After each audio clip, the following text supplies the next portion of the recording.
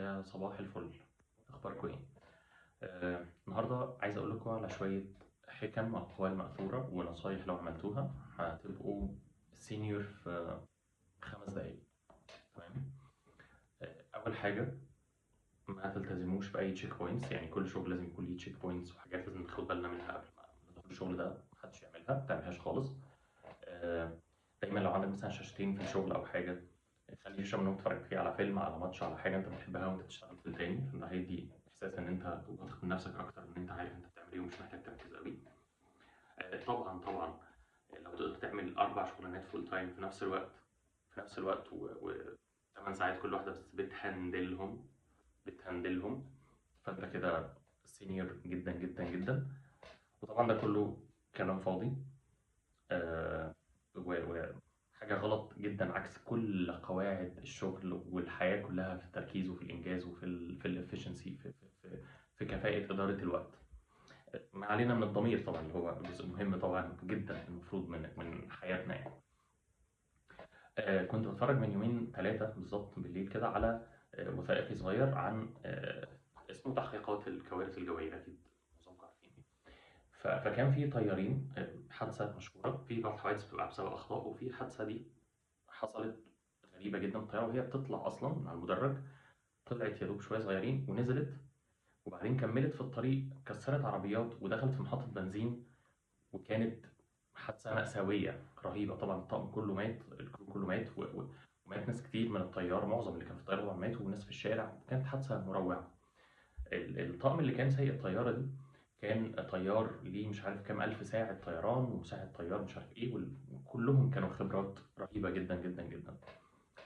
لما سمعوا اللي كان بيحصل، كانوا قاعدين بيشربوا سيجارة عادية، بس بيقسموها بينهم، كل واحد بياخد نفس، ده حقيقي، وبيدردشوا في وقت اقلاع الطيارة ده، في تشيك، بيفضلوا يشوفوا كذا تشيك كذا تشيك، في كذا، المساعد الطيار بيراجع مع الطيار، ده معمول ده معمول ده معمول. في الوقت ده كانوا ماشيين كده، احنا عملنا ده مليون مرة قبل كده، فيلا تشيك تشيك، وبعدين في النص يقول له انت اخبار كذا كذا ايه.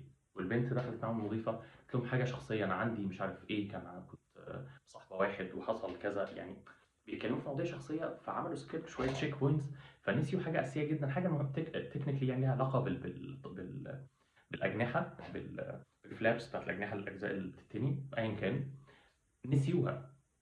الخبرة جدا، الشاطرين جدا، اللي عارفين ان هم هيسوقوا طيارة دلوقتي فيها بني آدمين وأراح بني آدمين، ولكن ما عملوش الكواليتي تشيكس، عندهم تشيك بوينتس كده ما مشيوش عليها بالترتيب.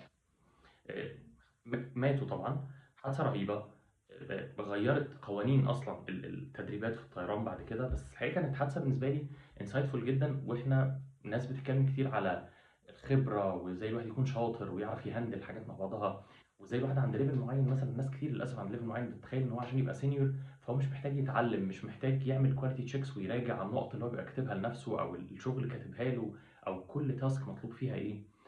الحقيقة دي حاجة أنا حبيت بس يعني أحذرنا كلنا منها، عشان ناس كتير أوي أوي أوي بتقع فيها. والحقيقة أي حد بيعمل كده الحقيقة هو بيفشل نفسه تماما، بيفشل نفسه تماما. أي حد في الحقيقة ناجح ولازم يكون محافظ على بيسموها عقلية المبتدئ، beginner's mindset، اللي هو بيفضل طول الوقت متحفز، مش قلقان، في فرق بين قلق، بس متحفز، وبيحاول يعمل كل حاجة كأنه بيعملها لأول مرة. ده بيخليه دايما حريص إن الحاجة تطلع صح، حريص إن هو يشوف التشيك بوينتس ماشية إزاي، والشغل ان شاء الله يمشي كويس ويمشي احسن ما هو عايز، ويتعلم ويعمل المره الجايه احسن. آه، بس فكنت حابب بس اكد ان كل شغل، وده هي حاجه انا بحاول شخصيا احرص عليها في كل شغل مع كل الناس في كل الحاجات اللي بشتغل فيها يعني من زمان جدا، ان يكون في تشيك بوينتس لكل مرحله، لازم اللي بيعملها بيعلم عليها ان انا عملت 1 2 3 4. ان الدوكيومنتيشن، ان حد يدخل ميتنج وما يكتبش مثلا لو خلاص انا عارف ايه اللي بيحصل، لا طبعا هو لازم نكتب. الدوكيومنتيشن ده مهم جدا، التشيك بوينتس مهمه جدا. زي ما قلت، لازم نبقى محافظين دايما على التحفظ بتاع عقليه المبتدئ، اللي هو انا بعمل دي لاول مره. عارف ان ممكن الناس تتخانق معايا بسبب ان انا جبت سيره ال4 شغلانات مع بعض، بس يعني زي بعض.